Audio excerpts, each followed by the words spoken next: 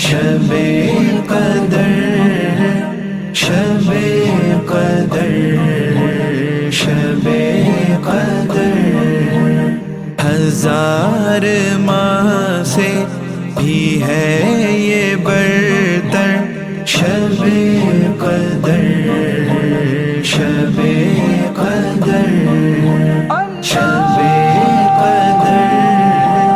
شب قدر الحمد لله نحمده ونستعينه ونستغفره ونؤمن به ونتوكل عليه ونعوذ بالله من شرور انفسنا ومن سيئات اعمالنا من يهد الله فهو المهتد ومن يضلل فلا تجد له وليا مرشدا اما بعد فقد قال الله تبارك وتعالى في كلامه المجيد أعوذ بالله من الشيطان الرجيم بسم الله الرحمن الرحيم إنا أنزلناه في ليلة القدر وما أدراك ما ليلة القدر ليلة القدر خير من ألف شهر تنزل الملائكة والروح فيها بإذن ربهم من كل أمر سلام هي حتى مطلع الفجر صدق الله العظيم وصدق رسوله النبي الأمين الكريم ونحن على ذلك من الشاهدين والشاكرين والحمد لله رب العالمين من علينا ربنا إذ بعث محمدا أيده بأيده أيدنا بأحمدا أرسله مبشرا أرسله ممجدا صلوا عليه دائما صلوا عليه سرمدا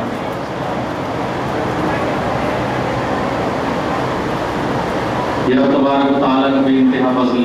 و احسان عظیم ہے کہ رب کریم نے آج آپ کو اور ہم کو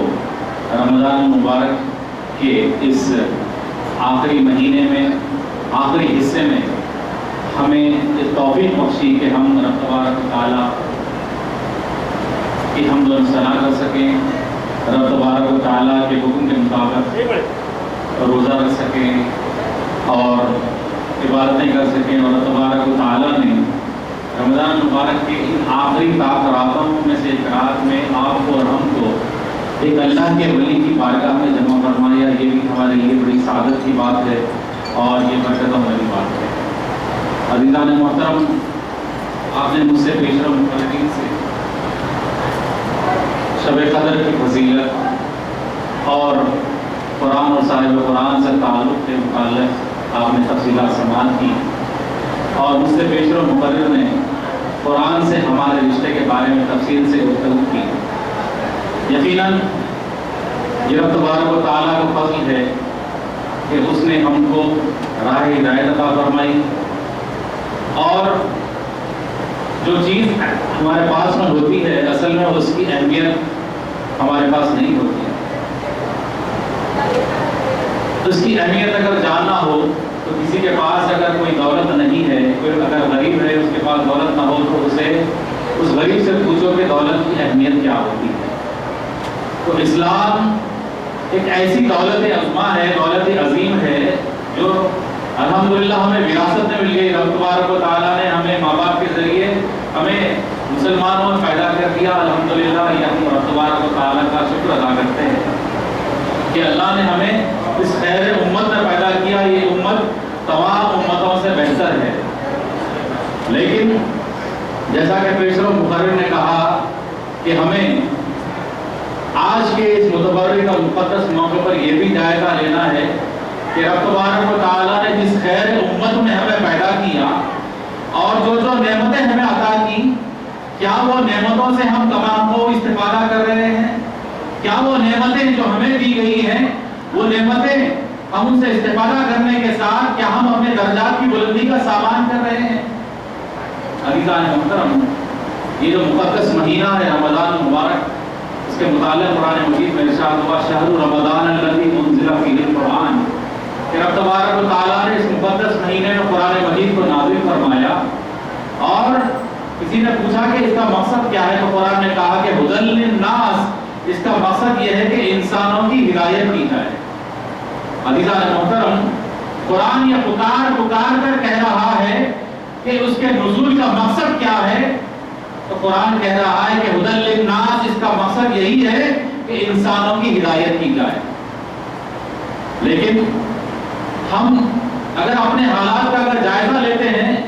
اور ابھی پیشرو مقرر نے جن باتوں کا تذکرہ کیا اس سے بات کو اگر آگے بڑھاتے ہیں تو ہمارا حال کیا ہو گیا ہے؟ ہمارا حال یہ ہو گیا ہے، دادا کا انتقال ہوا قرآن پڑھو، والد کا انتقال ہوا قرآن پڑھو، والدہ کا انتقال ہوا قرآن نکالو، گھر میں کسی کا انتقال ہوا قرآن نکالو، پریشانی گھر میں داخل ہو گئی ہے قرآن نکالو، ارے کسی کے اوپر مصیبت آ گئی ہے قرآن نکالو، غرض کے مصیبت میں یا مشکل کے موقع پر ہی قرآن یاد آتا ہے. جبکہ قرآن کا تقاضا یہ ہے، قرآن یہ کہہ رہا ہے کہ ہدی للناس، اس میں تمام انسانوں کے لیے ہدایت موجود ہے. یقیناً پریشانی کے موقع پر بھی قرآن پڑھنا چاہیے. یہ نہیں بات کہ آگے پریشانی کے ڈر پہ قرآن کی بات یہ کہہ رہے ہیں کہ بھائی وہ پریشانی کے ڈر پہ ہاتھ لگاتے نہیں. یقیناً ہمیں یہ کہا گیا، یہ قرآن جب یہ ہدی للناس کہا گیا انسانوں کے لیے ہدایت ہے، وہیں اس قرآن کا یہ اعجاز ہے، یہ رب تبارک و تعالیٰ کے کلام مجید کا یہ اعجاز ہے کہ اس قرآن مجید کو دیکھنا عبادت، اسے سننا عبادت، اسے پڑھنا عبادت، اسے چھونا عبادت، اس کا ایک ایک لفظ سننا، پڑھنا، دیکھنا، سننا، ہر چیز اس سے عبادت. اسے دیکھنا، سننا، چھونا، یہ سب کچھ عبادت رکھا گیا ہے. تو ہم نے اسے صرف اور صرف کیا سمجھ لیا؟ ہم نے صرف اور صرف اسے مرنے کے ٹائم میں کسی کا انتقال ہوتا ہے تو اس کے انتقال کے موقع پر بخشش کے سامان کے لیے قرآن نکالنا اس کو مجبور کر دیا.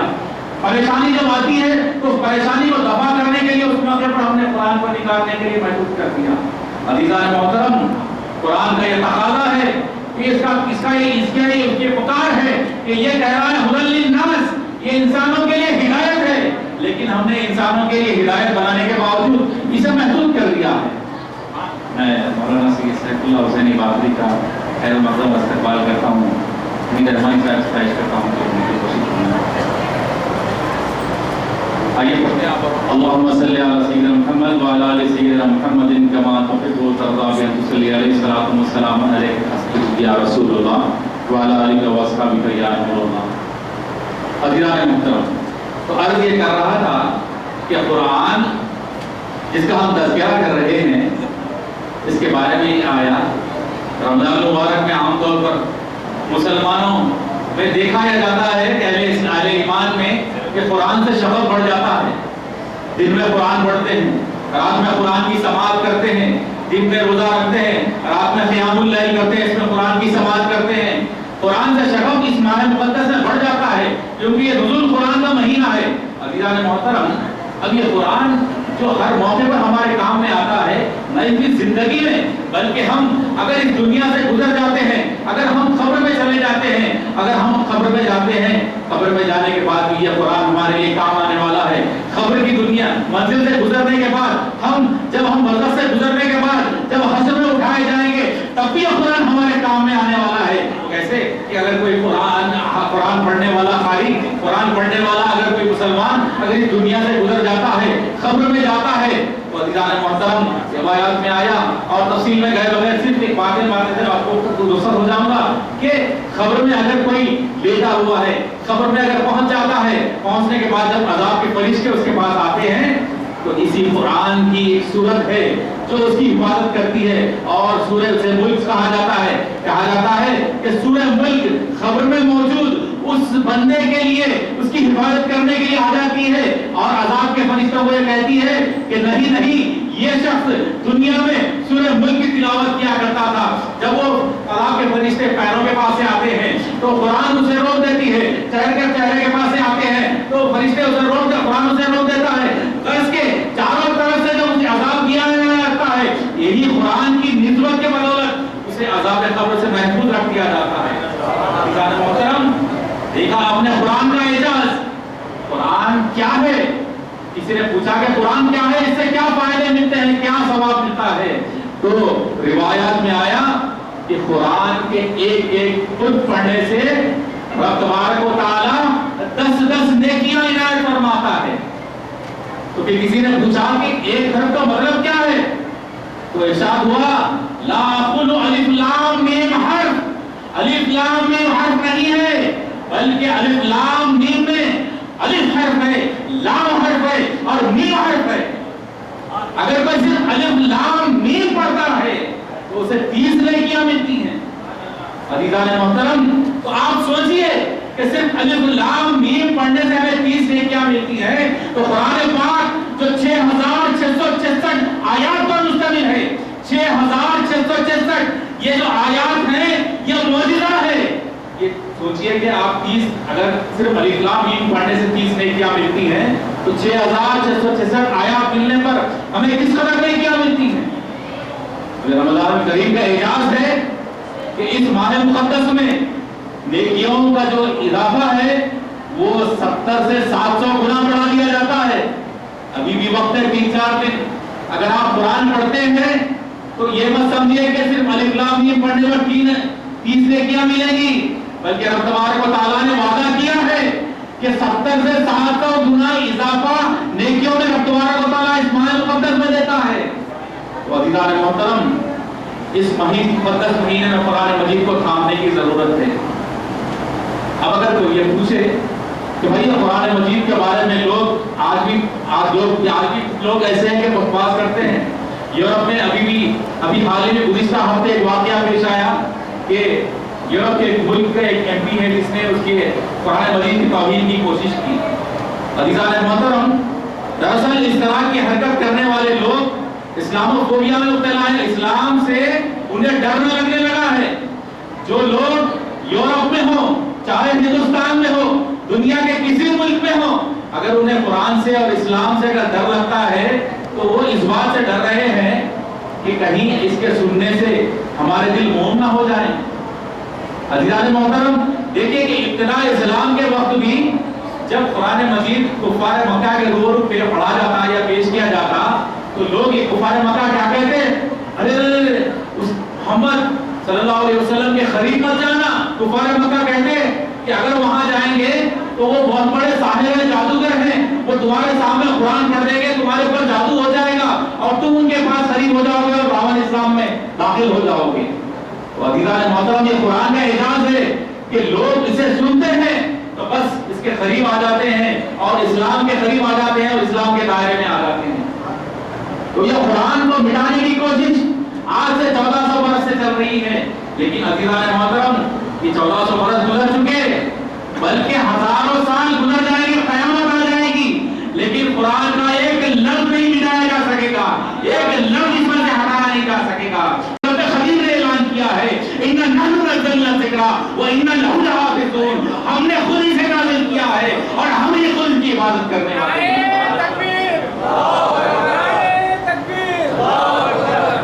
عزیزان محترم،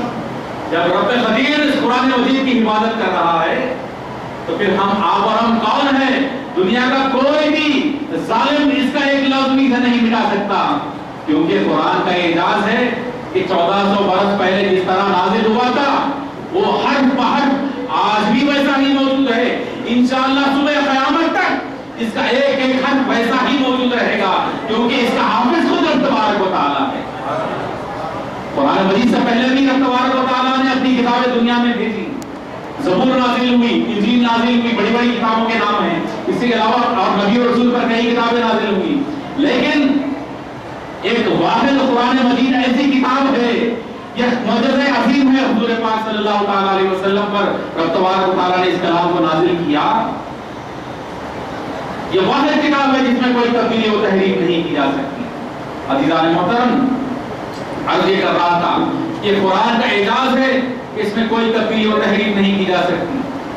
اب یہ صرف 1400 برس گزرے، انشاءاللہ ہزاروں برس گزریں گے، لیکن اس کا ایک حرف بھی تبدیل نہیں ہوگا۔ ہندوستان میں جو قرآن ہے اس میں بھی وہی الفاظ ملیں گے، امریکہ میں جو قرآن ہے اس میں بھی وہی الفاظ ملیں گے، دنیا کے کسی خطے میں آپ چلے جائیں اس کے قرآن مجید میں جو حروف موجود ہیں، جو الفاظ، جو آیات ہیں، ایک ایک لفظ وہی کا وہی ملے گا۔ لیکن اس کے برعکس اگر آپ پچھلی قوموں کی مقدس کتابوں کو دیکھیں، انجیل حضرت عیسیٰ پر نازل کیا گیا، حضرت عیسیٰ اس دنیا سے پردہ کر گئے، انشاءاللہ صبح قیامت سے قبل انشاءاللہ پھر دوبارہ مسلمانوں کے درمیان میں آئیں گے، یہ ہمارا عقیدہ ہے، اٹھا لیے گئے۔ لیکن عیسائیوں کا مطالعہ کا کچھ اور عقیدہ ہے، بعض یہ کہتے ہیں کہ وہ خدا کے بیٹے تھے، بعض یہ کہتے ہیں کہ خدا تھے، تو ان پر رب تبارک و تعالیٰ نے انجیل مقدس کو نازل کیا تھا۔ تو انجیل مقدس وہ بھی خدائی آسمانی کتاب ہے، لیکن صرف 2000 برس گزرے، لیکن آج امریکہ میں اگر آپ ایک قرآن انجیل کو بائبل کو اٹھا کر دیکھتے ہیں تو وہاں آپ کو الگ بائبل ملے گی. یورپ میں اگر آپ اٹھا کے بائبل کو دیکھتے ہیں وہاں الگ بائبل ملے گی. دنیا کے کسی اور ملک میں جاتے ہیں تو وہاں آپ کو الگ بائبل ملے گی. بائبل اکارڈنگ ٹو فلاں، بائبل اکارڈنگ ٹو فلاں، الگ الگ بائبل الگ الگ ملکوں میں الگ الگ جگہ شائع ہوئی. وہ اس لیے کہ ان لوگوں نے، ان قوموں نے اللہ تبارک و تعالیٰ کی طرف سے جو احکام نازل کیے وہ احکام کو اپنی مرضی کے مطابق، اپنی طبیعت کے مطابق تبدیل کرنے کی کوشش کی اور اسے تبدیل بھی کر دیا. لیکن یہ یہاں پر قرآن مجید ہے، یہاں پر طبیعت نہیں چلتی، یہاں پر شریعت چلتی ہے اور شریعت حضور پاک صلی اللہ تعالیٰ علیہ وسلم کی ہے. اور وہ شریعت رب تبارک و تعالیٰ نے ہمارے پاس سرکار دو عالم صلی اللہ علیہ وسلم کے ذریعے بھیجی ہے اور خود رب تبارک و تعالیٰ نے وعدہ کیا ہے کہ وہ اس کا حفاظت کرنے والا ہے. جب خدا اس کا حفاظت کرنے والا ہے تو اس میں کوئی تبدیلی اور تحریف نہیں ہو سکتی. تو عزیزان محترم، عرض کرنے کا مقصد یہ ہے کہ جب قرآن مجید کے ایک ایک حرف پڑھنے سے ہمیں اتنی نیکیاں ملتی ہیں اور یہ کلام ایسا اعجاز یہ ہے کہ اس میں کوئی تبدیلی اور تحریف نہیں کی جا سکتی. یہ ہمارے پاس صرف گھروں میں صافوں کی حد تک سجاوٹ کی زینت کا بن گیا ہے. یہ صرف ہمارے پاس کسی کے انتقال کے موقع پہ نکالا جاتا ہے. ضرورت اس بات کی ہے کہ ہم اس کو جو محدود کر دیا گیا ہے اس کی حد کو ختم کریں. صبح و شام اسے جاری و ساری رکھیں، زندگی کے ہر لمحے میں اسے جاری و ساری رکھیں، تبھی وہ ہم اس میں کامیاب و کامران ہو سکتے ہیں. شاعر نے کہا تھا کہ وہ زمانے میں معزز تھے مسلمان ہو کر اور ہم خوار ہوئے تارک قرآن ہو کر. ہم نے قرآن کو ترک کر دیا اس لیے ہم دنیا میں ذلیل و خوار ہو رہے ہیں. آج دنیا میں اتنی بڑی تعداد میں مسلمان ہیں لیکن خوار کیوں ہو رہے ہیں، ذلیل کیوں ہو رہے ہیں؟ عزیزان محترم، ہمیں اپنا احتساب کرنے کی ضرورت ہے. ہمیں اپنے نفسوں کا جائزہ لینے کی ضرورت ہے کہ ہمارے اندر کیا کمی رہ گئی ہے، ہمارے اندر کیا کمی آ گئی ہے. اگر ہم اس بات کا جائزہ لیتے رہیں گے تو انشاءاللہ ہماری کمیاں بھی دور ہوں گی اور انشاءاللہ ہم تمہاری دنیا اور آخرت بھی کامیاب ہوگی. عزیزان محترم، اسی قرآن کے بدولت رب تبارک و تعالیٰ نے اس مہینے کو مقدس قرار دیا کیونکہ اس مہینے میں قرآن مجید نازل کیا گیا. پھر خدا کرام نے اپنے کلام مجید میں جب ایک جگہ یہ فرمایا کہ شہر رمضان الذی انزل فیہ القرآن، پھر دوسری جگہ یہ فرمایا کہ انا انزلناہ فی لیلۃ القدر، کہ ہم نے اس قرآن مجید کو لیلۃ القدر میں اتارا. شب قدر میں رب تبارک و تعالیٰ نے اس کلام مجید کو اتارا. عزیزان محترم، جب قرآن مجید یہ کہہ رہا ہے کہ انا انزلناہ فی لیلۃ القدر، کہ ہم نے اس بابرکت قرآن مجید کو لیلۃ القدر میں نازل کیا. لیلۃ القدر خیر من الف شہر. قرآن مجید فرما رہا ہے کہ لیلۃ القدر کیا ہے، شب قدر کیا ہے، وہ 1000 مہینوں سے بہتر ہے. تنزل الملائکۃ والروح، اس رات میں کیا ہوتا ہے؟ رب تبارک و تعالیٰ کے حکم سے تنزل الملائکۃ والروح، ملائکہ اور جبرائیل امین آسمان سے نازل ہوتے ہیں، بندوں کے پاس میں آتے ہیں. اس کا سلسلہ کب تک چلتا ہے؟ یہ ہفتہ مطلع الفجر، کہ فجر تک اس کا سلسلہ جاری رہتا ہے. تو جیسا کہ پیشوا مقرر نے کہا تھا کہ ہم نے لیلۃ القدر کو صرف 27 سمجھ لیا. یقیناً اغلب قیاس یہی ہے کہ لیلۃ القدر 27 کی شب ہے، لیکن ضرورت اس بات کی ہے کہ حضور پاک صلی اللہ تعالیٰ علیہ وسلم کے ارشاد کے مطابق ہم تمام تاخ راتوں میں شب قدر کو تلاش کرنے کی کوشش کریں. عزیزان محترم، عرض یہ کر رہا تھا کہ قرآن مجید یہ ہمارے لیے، ہماری زندگیوں کے لیے اور ہمارے زندگیوں میں انقلاب کے لیے، ہماری کامیابی کامرانی کے لیے آیا ہے، لیکن ہم نے اسے سمجھا نہیں، ہم اس سے دور ہو گئے تو آج دنیا کی ہم ٹھوکروں میں پڑ گئے ہیں. جیسا کہ پیشوا مقرر نے کہا تھا کہ ہم آج دنیا میں کروڑوں کی تعداد میں ہیں لیکن ضلالت اور ہم ذلیل و خوار ہو رہے ہیں. کیوں؟ اس کے جائزہ لینے کی ضرورت ہے. عزیزان محترم، حضور پاک صلی اللہ تعالیٰ علیہ وسلم نے ارشاد فرمایا کہ ایک دور آئے گا، کہ ایک ایسا وقت آئے گا کہ مسلمان زیادہ ہوں گے لیکن اس کے باوجود جو مخالف اسلام ہوں گے، مخالف مسلمان ہوں گے، وہ مسلمانوں پر بھوکے بھیڑیوں کی طرح ٹوٹ پڑیں گے. تو صحابہ نے عرض کیا کہ کیا ہماری تعداد کم ہوگی؟ تو حضور نے فرمایا نہیں، بلکہ مسلمانوں کی تعداد زیادہ ہوگی، لیکن ان میں وہن پڑ جائے گا، ان کے دلوں میں وہن یعنی دنیا سے محبت اور موت کا خوف ان کے دلوں میں آ جائے گا۔ عزیزان محترم، حضور پاک صلی اللہ تعالیٰ علیہ وسلم کے اس ارشاد کے مطابق ہمیں اپنے نفس کا جائزہ لینے کی ضرورت ہے کہ آیا وہن نے ہمارے دلوں میں جگہ لے لی ہے؟ کیا دنیا کی محبت نے ہمارے دلوں میں جگہ کر لی ہے؟ کیا ہم موت سے ڈرتے ہیں؟ اگر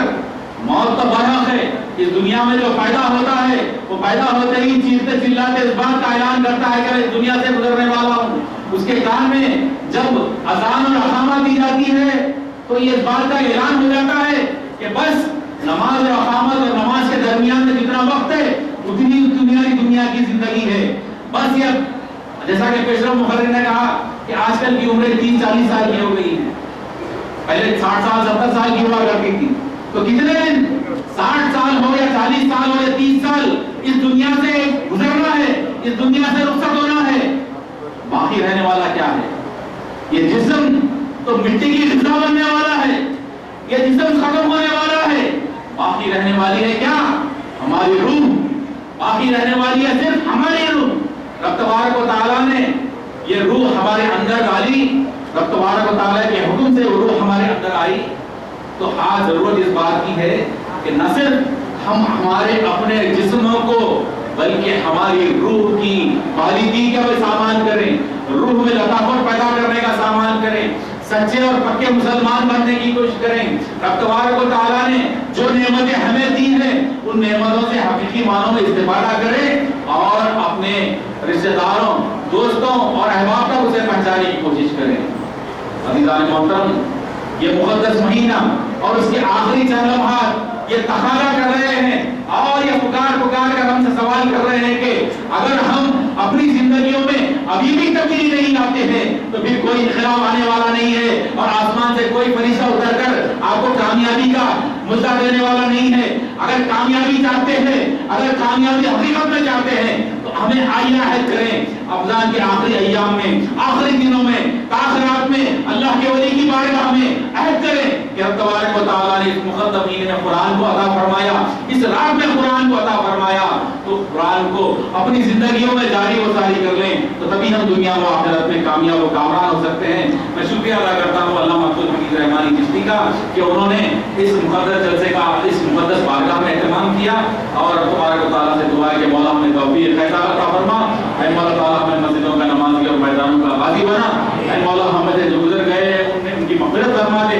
ان کی بخشش فرما دے، اے مولا جو پریشان حال ان کی پریشانی کو دور فرما، اے مولا جو قرضوں میں ڈوبے انہیں قرض سے سبکدوشی عطا فرما، اے مولا جو گھروں میں لڑکیاں ناگت زدہ شادیوں کے لیے بیٹھی ہیں ان کی شادیوں کا بندوبست فرما دے، اے مولا رحم فرما، اے مولا کرم فرما،